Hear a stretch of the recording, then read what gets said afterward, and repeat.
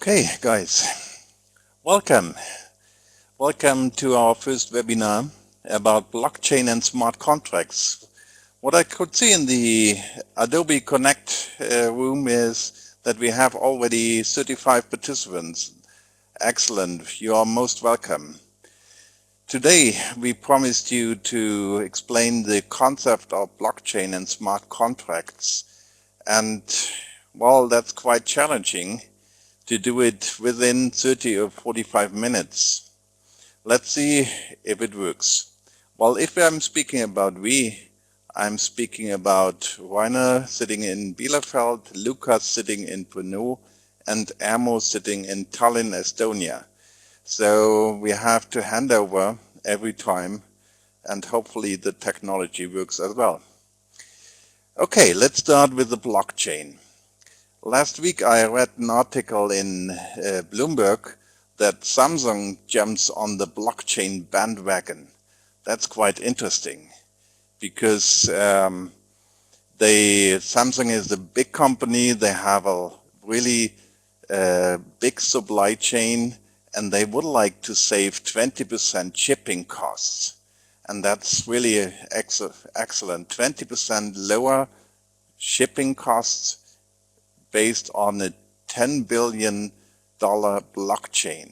Incredible if that return comes in. Well, so let's speak about supply chain and supply chain management.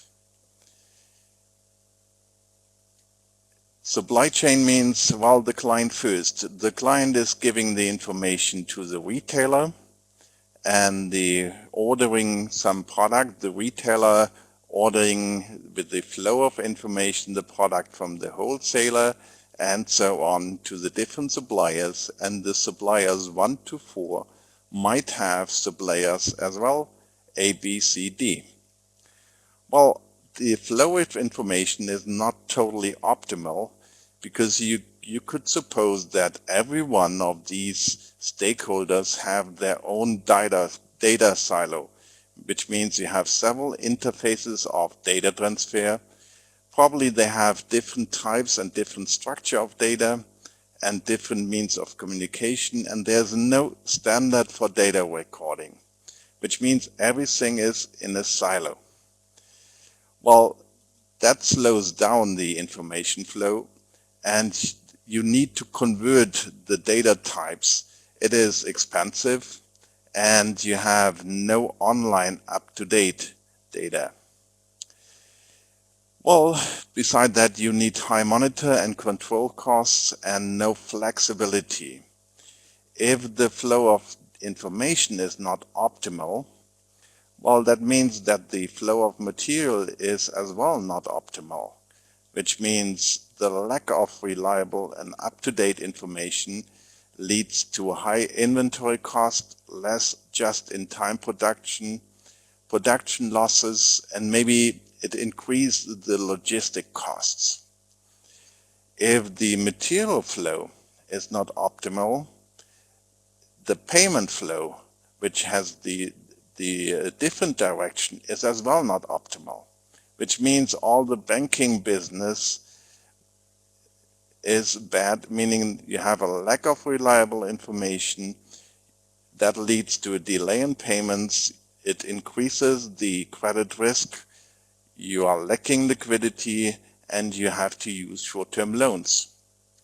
Which means, and even there in the supply chain, there are some parts which are not, the information is not in, which means all the waste cost, the recycling cost, that information is currently not in the supply chain management. So we should stop a point-to-point communication, and maybe we have something like a shared ledger, so everyone is at the same time informed, and there's only a single source of truth, which means in an ideal blockchain world, everyone has at the same time the same information. You have a single source of truth. The data should be reliable. That means authentic. You know about the origin of the data. You have data integrity, and it's irreversible. Furthermore, you need a consensus of the stakeholders which type of data and which standards you are using, so you no more need data interfaces. Furthermore, you need a consensus between stakeholders how to validate the data, make sure that those who are writing the data are writing the correct and reliable data in the database. Well, the cybercrime is a hot topic, so you have to keep the data redundant. You have to have several data on several servers. It would be nice to be independent from a software provider or a cloud service provider. Just imagine blockchain is an open source concept, so you don't like to be dependent on a central authority and not a software provider. And you would like that the information flow is to a large extent automated and peer-to-peer organized without a middleman. Here again, open source, not having a dependence on a central authority. Well, that's the introduction from my side, and now it would be nice if Ermo takes over. I just stop sharing my screen, and Ermo, you... So I hope you see my screen. Right? Yes, Lukas. Yeah, great. So my name is Lukas. I'm working in Brno University of Technology, and today I would like to talk about the blockchain, mainly about the introduction and definition of the blockchain. So on the first slide, you can see many tools when we consider to contemplating digital transformation. There is Internet of Things, robotic process automation, cloud technology, artificial intelligence, and definitely blockchain. What is blockchain? Blockchain is decentralized ledger of all transactions in a network aimed to increase security, reduce cost, decrease transaction time, and increase transparency, all while eliminating the need of a trusted third party. So let's explain it in a few slides. So to set the level, blockchain is not a Bitcoin. Blockchain is something like the architecture. Blockchain does not require the cryptocurrency. The platform can be constructed to handle various set of rules and configurations, and related technologies such as smart contracts can greatly improve process efficiency, transparency, and reduce risks. Vice versa, cryptocurrency is one of application of crypto technology, allowing the transfer of value through transactions recorded on a blockchain. There is many of cryptocurrencies. Mostly popular is a Bitcoin. So, how distributed ledger can enable business and operation transformation? So, a blockchain is a decentralized ledger of all transactions in the network. Using blockchain technology, participants in the network can confirm transactions without the need for a trusted third party. And I would like to show you how it works. So you can see this process in this picture. So someone in the network requests a transaction. Then the transaction is broadcast to other network computer. We say in a blockchain we say nodes in the network. So the network of nodes validates the transaction using agreed algorithm, and then verified transaction is combined with another transaction to create a new block of data for the ledger. Then the network, the new block is added to the network's blockchain in a way which is permanent and unchangeable. and the transaction is then complete. Now, I would like to show you the two models of transaction. So there is a traditional transaction model and blockchain transaction model. So in the traditional transaction model, you can see the central authority platform. So it could be like traders, banks, energy companies. Multi-level transactions model relying on a central authority, and the transaction data is primarily stored by the central authority. It's in here.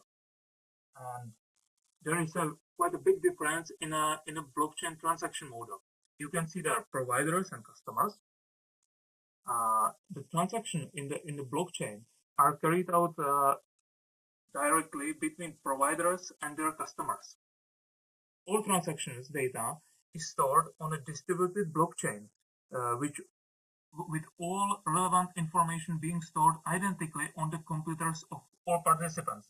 It is crucial and very, very important. And ideally, all transactions are made on the basis of smart contracts. So based on the predefined individual rules concerning quality, price, and quantity.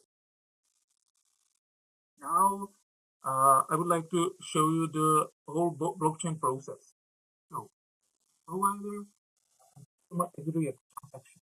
Then the transaction is combined with other transactions made during the same period to create a data block. Then the data blocks is stored in the decentralized global network in the tamper-proof manner and thus verified. Then the verified block is combined with all other blocks previously verified and thus creating continuously growing blockchain. And after that, the transaction is confirmed to both parties. Now, take a look on the verification process. So, individual transactions are combined to form a block.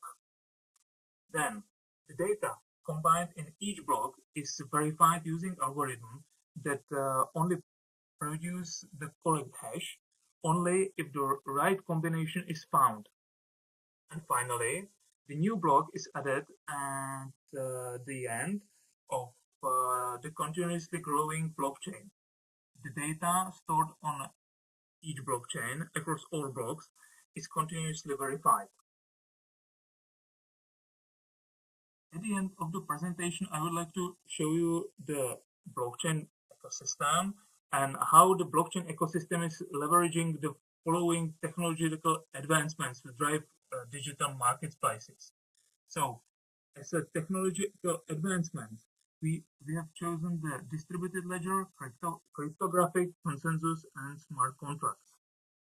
Then I would like to speak also about what does it mean for the organizations. So the first item is a distributed ledger. So every participant in the network has a parallel access to view of the information. And what does it mean for the organization? So there is almost real-time data availability and transparency that can eliminate the need of the reconciliation of the data. Then the second item, definitely cryptography. There is integrity and security of the information on the blockchain, which is ensured with cryptography functions. So for the company, it means that it prevents unwanted access to the network from non-authorized participants. Then I would like to talk about the consensus.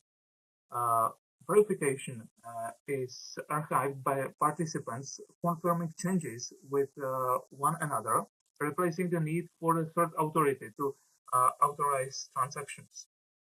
So there is a facility to peers in the network to validate updated information, ensuring validity and integrity of the data on the chain. And finally, smart contracts. There is ability to run additional business logic, like agreement on a quantity, quality, and etc. So there is the ability to design and implement shared networks and enhance automation. So it's probably everything from my side right now, and I will probably stop sharing.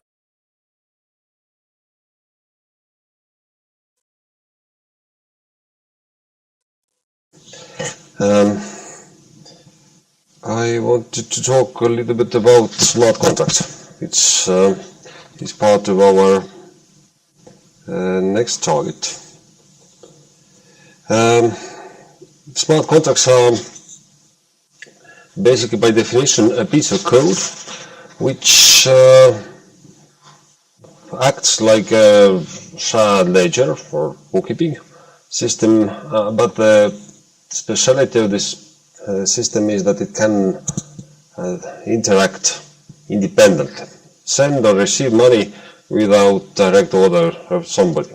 So somewhat it is similar to banknote notes on top of them, where you can kind of assign the destiny of the money, where it should go, unless of course it doesn't move in the speed of light and cannot do anything by itself. So smart contract is development from that.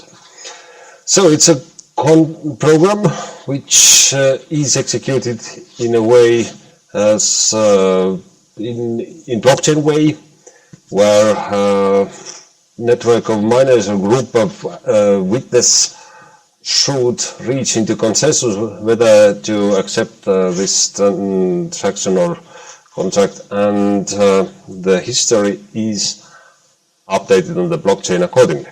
So there will be sign, there will be mark about every activity, every decision made, and it's fully visible.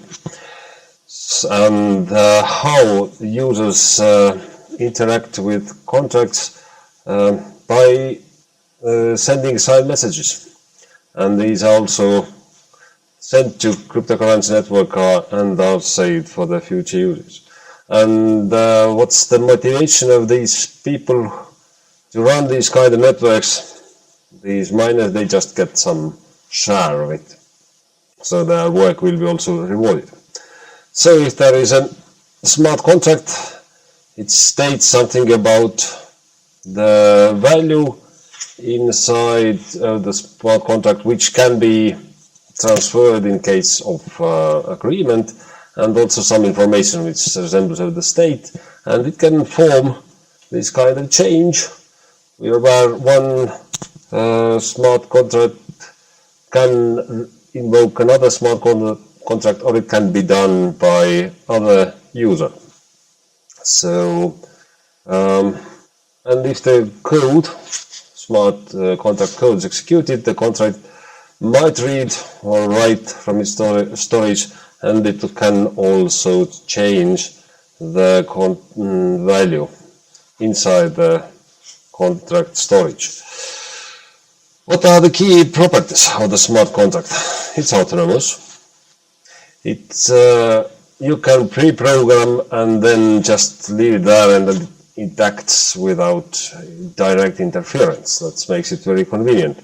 It's decentralized, which means it can be it cannot be clocked out by eliminating one node or one central layer from the system. So it's a network like internet is, and it's auto-sufficient, which means you can process pretty large amounts of contracts or transactions on the system, and it's able to gather the required resources during the process itself. So there shouldn't be any technical limitations regarding that. But what are the limitations? Basically, the code is still very weakly developed to resemble the outside world. The code is something which works inside the computers, and it's little to do with the real world outside the virtual world. That's why it's a bit hard to explain to a computer what is moral damage, or if my religious feelings are hurted or something. So The content is pretty simple so far, which can be coded efficiently and without problem. Another problem is that in real world the contracts are mostly secret. They are not open to the third parties, but in blockchain world it's kind of open to everybody. So it's pretty bad thing if you want to have a private data and save it there. And what's another problem with the blockchain or the contracts, they are still limited to the virtual world. The computer's ability, as I told before, to sense the real outside world, to understand the concept of some critical changes and what kind of effect, what kind of result it will bring to the contract, it's rather limited. So we can do so far pretty little with them, but there are some promising applications to that. So what's the Ethereum? Ethereum is actually next step to the blockchain development. It's decentralized platform where you can run these smart contracts, and they run it exactly as programmed. There is no way to falsify or change. It has no knockouts, nobody can censor it, and it's still really trustable in a way. So it's a pretty powerful global infrastructure to move money for any value or prove that you are the ownership of the property, which opens, of course, pretty interesting perspectives. Anyone can create a tradable token or bank or a cryptocurrency or its own token. Today it's pretty possible to make your own money using this kind of system. So the possibilities here are pretty limitless, and we are only that we are just discovering the technology and we still don't have a good understanding where it can go, what it can really do. So we are in a learning loop. Some things to be noted. Contract is invoked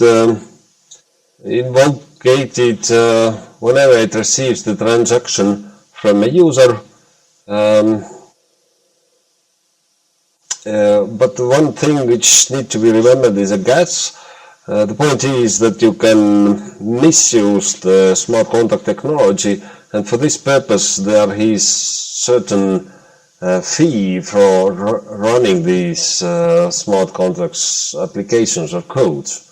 So every time anybody activates a smart contract, actually it uses small amount of the value stored inside the smart contract, and that's how it's how you pay to the miners who are keeping up the system, and that's how you avoid different type of misuse of the system.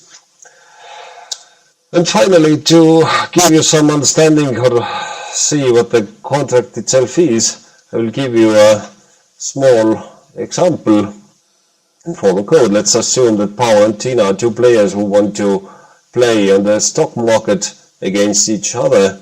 They have estimated a specific stock and they want to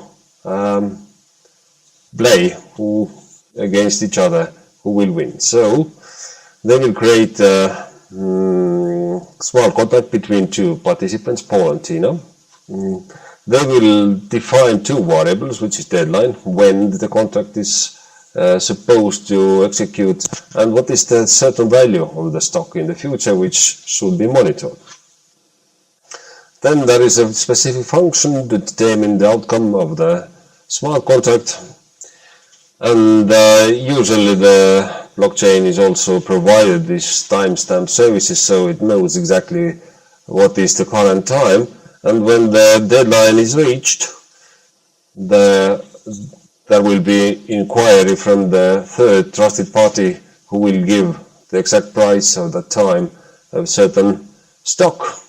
And if this price is above the agreed threshold, the Tina gets the money. If not, then Paul gets the value of it, the benefit from it.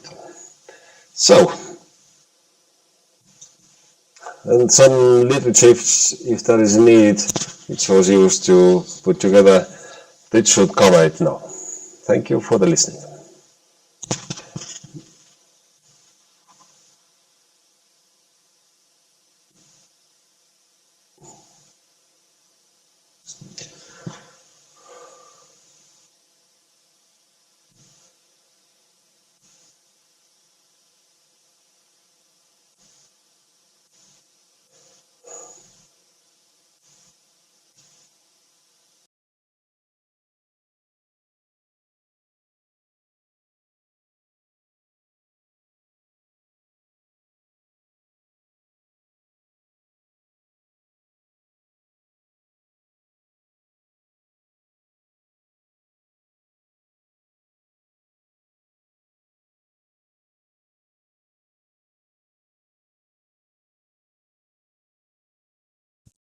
Service. Interesting, eh? You are not only going shopping with Amazon, you could do as well, you could develop your own blockchain on the Amazon Web Service. And they promise you a pay-as-you-go model. And they promise you to deploy blockchain totally quickly. Okay, so before you are buying some goods with Amazon and then you are doing your blockchain, is it that easy? Well, if I'm asking you that question, you probably know the answer. No, we don't believe that's so easy to set up a blockchain for your supply chain management. However, it's a good news that Amazon now starting to do the blockchain, because then we get a standardization and we get standards in. While the bad news, I don't like to be depending on Amazon or IBM or whomever. It's against the idea that blockchain should be without middleman and should be open source. So let's start with the first question. Why is it not so easy to have to do your blockchain for supply chain management? And the PwC guys recently wrote in an article, with blockchain you could radically lowering the cost of trust. Excellent. So the costs of monitoring are going down. That means you have a much higher return of investment you could realize if you convert your current process to a blockchain process. But the problem is you cannot get the return by yourself. What does it mean you cannot get the return by yourself? Well, you must be willing and able to collaborate with customers, suppliers, and competitors in ways that you have never done before. Collaboration, that's the key word.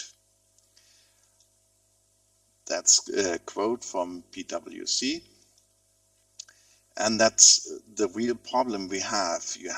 Blockchain means collaboration, and you have to create a win-win situation, which means every stakeholder in the blockchain, in the supply chain, needs to have a benefit. Otherwise he would not collaborate and he would not be willing to write in the database. You would like to build up a decentralized, distributed database, and you have to convince your stakeholders that they have a profit at the end. Otherwise they are not cooperating. That means, first of all, you record the current process. You are thinking, do you have all the information which is relevant, or maybe you have too much information, you should kick it out, or you have some information like the recycling costs or the waste costs are not in, so you collect new information. Furthermore, you should think about, are all the stakeholders which we have currently in the process are really necessary? Do they deliver an added value? Or are we able to kick some of the stakeholders which we have currently in the process out, and could we substitute them by a smart contract? I feel sorry for that because it costs employment. However, there might be as well some stakeholders you have currently in the supply chain you should take in. in the new designed supply chain. Well, then finally you redesign the process. It doesn't mean that the mastermind is doing the redesigning. The redesigning of the process has to be done in a collaborative manner. You need a consensus at the end. How could you convince the corporate managers to get involved, that you are really starting to redesign your business processes within the supply chain? How could you convince them? Well, the corporate managers are money driven. They're probably the only way to convince them is by showing them with the current process we have these key performance indicators. We need a certain cycle time. We have inventory days of supply. And if I redesign the process and have the process based on blockchain, I could save several data interfaces. I could have less intermediates in, and the cycle time gets much shorter. So you could convince them in money terms. Well, it's still a forecast, but you have to do the forecast of the KPIs on the blockchain process. Well, what is the reason for that? You have to forecast the return of investment. And not only for one stakeholder, we need to create a win-win situation, which means that every stakeholder needs a positive return of investment. Return of investment means, well, you have some migration cost shifting from the current process to new process. You have costs of change management and development costs. Well, and these costs need to be covered by profits when you are changing the process, which means at the end you need a positive net present value, but not only for stakeholder A. It should be a positive net present value for B, C, and D, and who is ever in the new supply chain.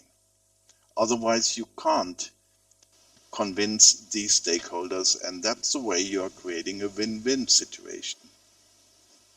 However, all in all, it's difficult for the organizations because you need a certain degree of openness of the organization.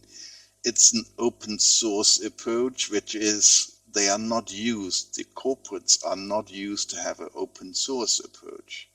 It needs a cultural change of corporate organization, a much more outward looking perspective. And finally, well, it goes hand in hand with a flat hierarchy, a decentralization, and the empowerment of employees, which means it's a decentralized organizational structure. There might be some consultant coming to the corporate managers and say, hey, that's blockchain, but that doesn't help. It has to be an intrinsic process of organizational change, not coming from the outside. If I sum up, you would like to reorganize the existing supply chain, or you are inventing a new supply chain. What you need a stakeholder analysis to establish collaboration between all the stakeholders. You need to create a win-win situation. You have to develop a new model for collaboration. You have to define rules how to govern the new collaboration process. And finally, you select the right technology, which means here we have the line. That's process management and change management at the very beginning. It has nothing to do with the Amazon Web Service. And here the Amazon Web Service starts the IT process. So blockchain is not only technology driven. At the very beginning of the blockchain, installing a blockchain, means you have to establish a collaboration process between all the stakeholders. Hopefully you got the message. Thank you very much, Ermo, Lukas and Rainer. And if you would like to get more information, just go to our webpage. If you would like to download the presentations, you could do it